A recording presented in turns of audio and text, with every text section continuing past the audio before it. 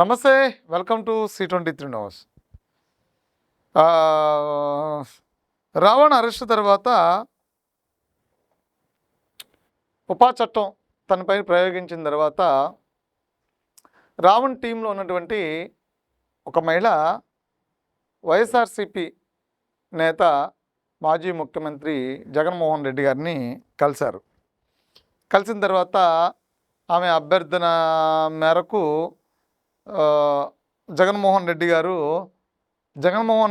ఆస్థాన అడ్వకేట్ అయినటువంటి మాజీ ఏఏజీ పొన్నవోలు సుధాకర్ రెడ్డి ఈ కేసుని ప్రెస్టేజియస్గా తీసుకుని నిన్న గన్నవరం పోలీస్ స్టేషన్లో ఆయన తన వాదనలు వినిపించారు. ఉపా చట్టాన్ని ఎలా పెడతారు అని. ఈ మధ్యకాలంలో పొన్నవోలు సుధాకర్ అనేటువంటి మాజీ ఏఏజీ కోర్టులో కోర్టు వేసుకుని కనపడంగానే ఈ మధ్యకాలంలో వచ్చినటువంటి కొన్ని సినిమాల్లో ఉన్నటువంటి కొన్ని కామెడీ కోర్టు సీన్స్ ఉంటాయి. ఆ కోర్టు సీన్స్ని మీమ్స్గా మార్చి ట్రోల్ చేస్తూ ఉంటారు ట్రోలర్స్. ఎందుకంటే ఆయన కోర్టులో వాదనలు అంత పరిణితి చెందుంటాయని. తర్వాత ఎలా ఉంటుందంటే జడ్జి గారు ఒకవేళ బెయిల్ ఇవ్వాలని ఉద్దేశించినప్పటికీ కూడా ఈయన కేసు ట్యాకప్ చేసిన తర్వాత బెయిల్ రావడానికి చాలా సంక్లిష్టంగా మారిపోద్ది, వాదనలు అంత తీవ్రంగా ఉంటాయి అని. వాదనలు అంత తీవ్రంగా ఉంటే ఏంటి అంటే, ఒక కేసుని సాధారణంగా పెద్ద కేసు, దీనిలో చాలా చిక్కుముళ్ళు ఉన్నాయి, ఇది బెయిల్ రాదు, ఈ సెక్షన్స్ ఇలా పెట్టేశారు, ఈ రిమాండే, ఇక దీని మీద షార్ట్ షీట్ వేయాలి, దర్యాప్తు జరగాలి, పేజీలు అనుకునే టైంలో ఎవరైనా మంచి అడ్వకేట్ వచ్చి అవసరం లేదు, ఈ కేసులో ఈ ప్రాథమికంగా ఈ దర్యాప్తు లేదో, లేదంటే ఈ ఎవిడెన్స్ లేదో, లేదంటే అది ఉద్దేశపూర్వకం కాదు అని చెప్పి బయట తీసుకొస్తారు. చాలామంది లాయర్లు పెద్ద కేసును కూడా చిన్నగా చూపిస్తారు. కానీ మన పొన్నవోలు సుధాకర్ రెడ్డి అనేటువంటి మాజీ ఏఏజీ అడ్వకేటు కోర్టులో అడుగుపెట్టిన తర్వాత అది చిన్న కేసు కాస్త చాలా పెద్ద కేసు అయిపోద్ది. ఎందుకు అయిపోద్ది అంటే, అదో సంచలనంగా మారితే తప్ప ఆయన గురించి నలుగురు మాట్లాడుకోరేమో అనేటువంటి ఒక ఫోబియానో, లేదు అంటే కనుక వార్తల్లో నిలబాలి, రావణ్ లాంటి ఒక అమాయకుడిని ఈ ప్రభుత్వం ఇబ్బంది పెడుతుంది అని ఒకవేళ కలరు ఇవ్వాలని, అంటే వైసీపీకి అనుకూలంగా ఆ విషయం చర్చ జరగాలనో తెలియదు. కానీ ఆ విషయాన్ని అయితే మాత్రం చర్చ తీసుకొస్తారు. అసలు వాస్తవాన్ని చూస్తే ఓపా చట్టం పెట్టిన తర్వాత, రిమాండ్కి వెళ్ళిన తర్వాత సాక్ష్యాధారాలు లేకపోతే పోలీసులు ప్రైమా ఫెఫెన్సీ అనేదాన్ని ప్రాథమికంగా చెప్పలేకపోతే, వాళ్ళు అరెస్టు రిమాండ్ రిపోర్ట్లో అది కనుక ప్రస్తావించలేకపోతే ఆ కేసు అతని మీద పెట్టరు, ఆ కేసు అసలు అతని మీద తీసుకోరు. ఫస్ట్ ఇంకే అతనికి అన్ని సెషన్లో బెయిల్ వచ్చినట్టే బెయిల్ వచ్చేది. కానీ ఆ కేసు పెట్టడానికి గల కారణం ఏంటి అంటే, అతను మొబైల్ ద్వారా నిక్షిప్తమైనటువంటి సమాచారం ఏదైతుందో అది ప్రామాణికం. అది ప్రామాణికం అవటం వల్ల అతని మీద ఓపా చట్టం పెట్టారు. ఆ ఓపా చట్టం పెట్టడం వల్ల పొన్నవోలు సుధాకర్ రెడ్డి వాదించి యువరానర్ అనగానే జడ్జి గారు బెయిల్ మీద సంతకం పెట్టి ఇమ్మీడియట్గా ఆయన్ని విడుదల చేయండి అంటారా? సాధ్యపడదు. సో ఈ కేసులో అంటే ఈ కేసులో ఉన్నటువంటి మెలుకులు అన్నీ ఉంటాయి. ప్రాథమికంగా పోలీసులు కోర్టుకు సమర్పించేటువంటి ఆధారాలే ఓపా చట్టానికి అతని మీద పెట్టొచ్చా పెట్టకూడదని కోర్టు డిసైడ్ అయిపోద్ది. సో అలా పెట్టడం వల్లే, ఆ పెట్టిన కేసుని సమర్థించడం వల్లే, తిప్పి పంపకపోవటం వల్ల, లేదంటే ఓపా చట్టం ఎలా పెడతారు అని పోలీసులు వివరణ లేకపోతే ఆ రోజే జడ్జి గారు వెనక్కి పంపించేవాళ్ళు. రావణి పళంగా హైదరాబాద్ వెళ్ళి మళ్ళా ఇది నాకులా ఇలా కూర్చుని ఎవడో ఒకడిని బూతులు తిడుతూ ఉండేవాడు, లేదంటే దేశ భద్రతకి ముప్పు కలిగేలాగా ఏదో సెల్ ఫోన్లో ఏదన్నా ఇది చేస్తుండేవాడు, సెల్ ఫోన్లో చర్చ పెడుతుండేవాడు, దేశ భద్రతకు సంబంధించినటువంటి అంశాలని ప్రస్తావించాడు.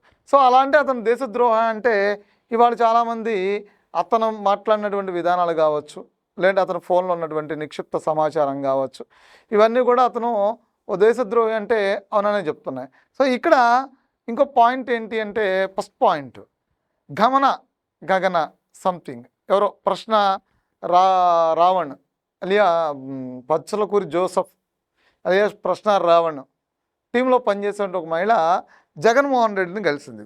ఎందుకు కలిసింది అంటే వాళ్ళకు మద్దతు ఇవ్వండి అని, ప్రశ్న రావణ్ని విడుదల చేయాలని.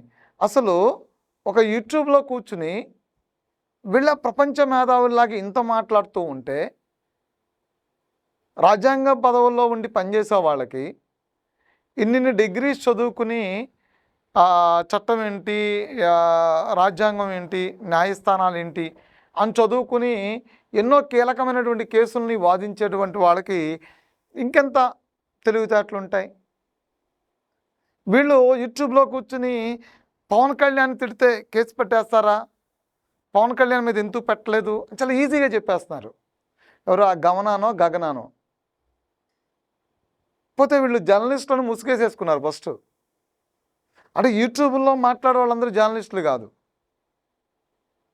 యూట్యూబ్ ఉన్న ప్రతి ఎవడో ఒకడో ఏదో కంటెంట్ మీద యూట్యూబ్ మీద వాడుకున్న అవగాహన ఏదో మాట్లాడుతుంటాడు. అట్లా మాట్లాడే ప్రతి ఓడు జర్నలిస్ట్ కాదు. జర్నలిస్టులు వేరు, జర్నలిస్టులు యూట్యూబ్లు నడుపుకునేది వేరు, అదంతా వేరు.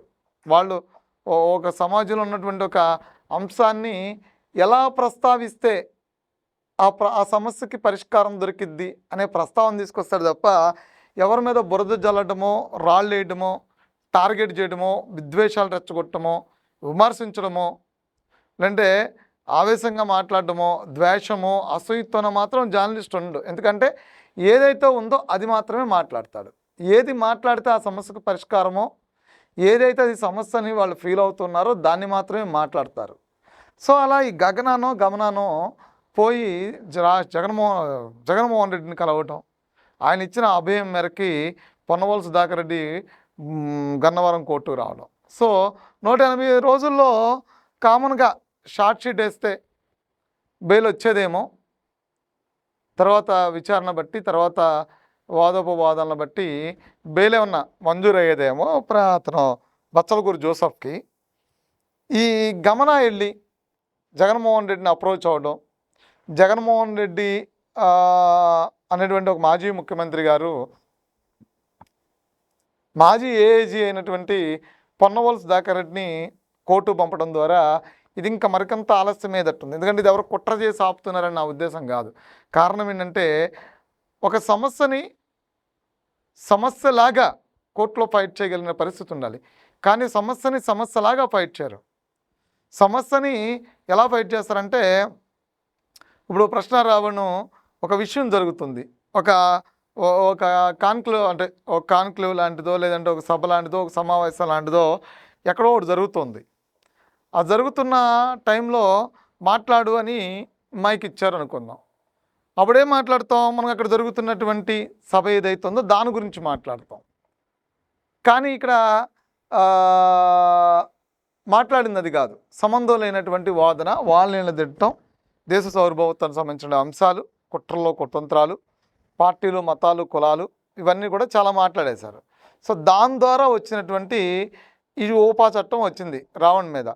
ఇప్పుడు దీన్ని ఎలా తీసుకెళ్తారు జనాల్లోకి అంటే, ఇదంతా వదిలేసి రావణ్ అనేటువంటి అరెస్ట్ చేసి ఇబ్బంది పెట్టున్నారు అనే మాత్రం కోణంలోనే తీసుకెళ్తారు. ఆ కోణంలో తీసుకెళ్ళినప్పుడు ఏమవుతుందంటే, దాని మీద అది అబద్ధం, అది కాదు, వీళ్ళు చెప్తున్నది కాదు, వాస్తవాలు ఇవి అని చెప్పని పూర్తి స్థాయిలో దర్యాప్తు చేసి షార్ట్ షీట్లు వేసి అప్పుడు ఈయనకు బెయిల్ ఇవ్వాలా లేదా అనేది తెలిసింది. సో ఇంత దర్యాప్తు చేసి షార్ట్ షీట్లు వేసి లాగా వీళ్ళ వ్యవహార శైలి ఉంటుంది.